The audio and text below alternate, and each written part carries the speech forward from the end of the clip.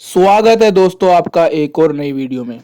ये क्वेश्चन ये कह रहा है कि भारत एक शासनीय प्रशासनीय प्रणाली है, चाहे वो राज्य स्टेट की हो या चाहे केंद्र शासित प्रदेश यूनियन टेरिटरी की हो, वो है।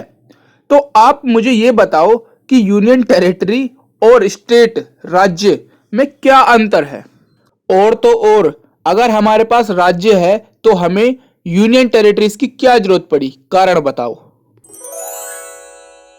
मैं इंट्रोडक्शन में बेसिक चीज लिखूंगा कि भारत एक फेडरल यूनियन है, यूनियन ऑफ स्टेट्स। हमारे यहाँ 28 राज्य और 8 यूनियन टेरिटरीज है करेंटली। और दोस्तों अगर राज्य यूनियन टेरिटरीज की बात है तो मैं जरूर लिखूंगा कि राज्य जो है स्टेट रीऑर्गेनाइजेशन कमेटी बनी थी 1953 में, 1956 में उसने रिपोर्ट दी, फिर हमारे यहाँ राज्य बने। इसको जरूर ऐड करूंगा मैं।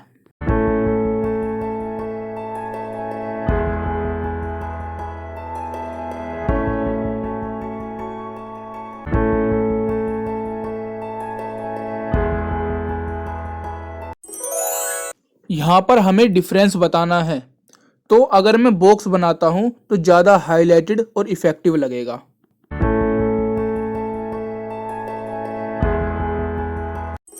एडमिनिस्ट्रेशन से शुरुआत करेंगे। यूनियन टेरिटरी का administration directly central union government के द्वारा कंट्रोल्ड होता है और जितने भी एडमिनिस्ट्रेटर्स होते हैं वो प्रेसिडेंट के द्वारा अपॉइंट किए जाते हैं। लेकिन स्टेट में खुद की गवर्नमेंट होती है, इलेक्टेड गवर्नमेंट, और चीफ मिनिस्टर चलाता है, एडमिनिस्टर करता है।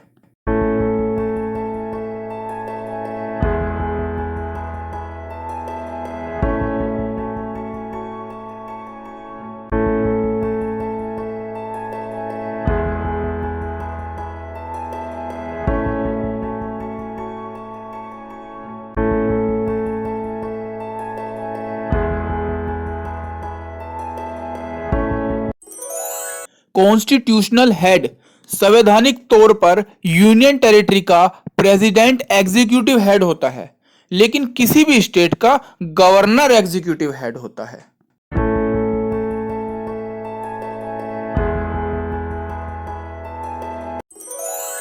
लेजिस्लेटिव असेंबली, किसी भी यूनियन टेरिटरी के पास उसकी खुद की असेंबली नहीं है सिवाय दिल्ली और पुडुचेरी के, अकॉर्डिंग टू देयर पॉपुलेशन। और स्टेट के पास तो खुद की लेजिस्लेचर होती है, वो कानून खुद का बना सकता है।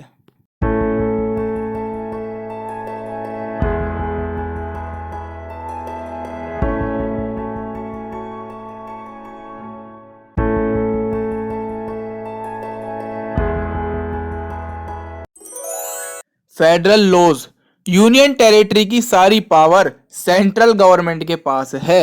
चाहे दिल्ली का एग्जांपल ले लीजिए। स्टेट की तो पावर दो हिस्सों में बटी हुई है, एक स्टेट और यूनियन। स्टेट के पास फॉरेन पॉलिसी नहीं होती, लेकिन एजुकेशन का राइट है।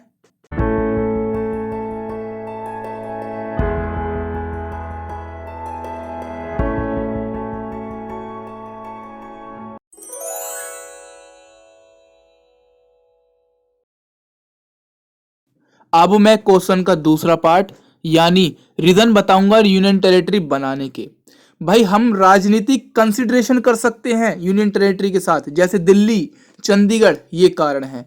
हमारे यहाँ सांस्कृतिक विशिष्टता है, जैसे कि पुडुचेरी, नगर हवेली, भाई कल्चर अलग है, तो हम इसलिए एक कारण बता सकते हैं। स्ट्रेटेजिक रणनीतिक महत्वपूर्णता है। अंडमान निकोबार आइलैंड, लक्षद्वीप हिंद महासागर में बहुत ही इंपॉर्टेंट रोल प्ले करते हैं। या कह लीजिए लैंड साइज और पॉपुलेशन को लेकर भी हम यूनियन टेरिटरी का एक कारण बना सकते हैं।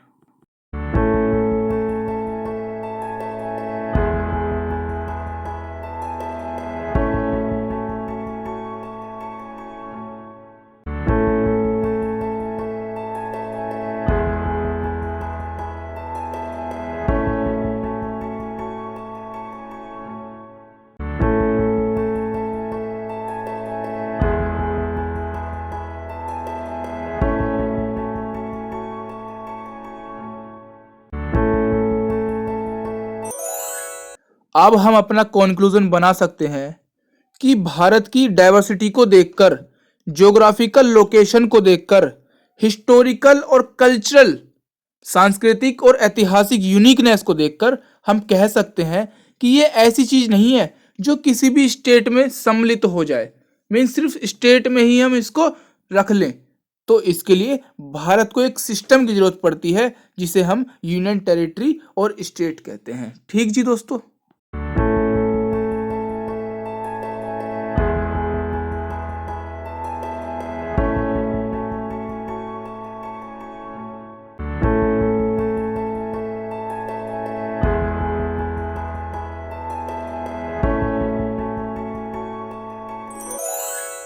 दोस्तों, हम एक बीज तैयार कर रहे हैं जिसमें क्वेश्चन के रूप में रोज पानी डाल रहे हैं, और यकीन मानिए ये जरूर एक वट वृक्ष बनकर निकलेगा। और याद रखिएगा, याद हमेशा उसे ही किया जाता है जो पेड़ों की तरह परोपकार करता है। यही हमारा लक्ष्य होना चाहिए। मिलते हैं नेक्स्ट वीडियो में, जब तक के लिए जय हिंद।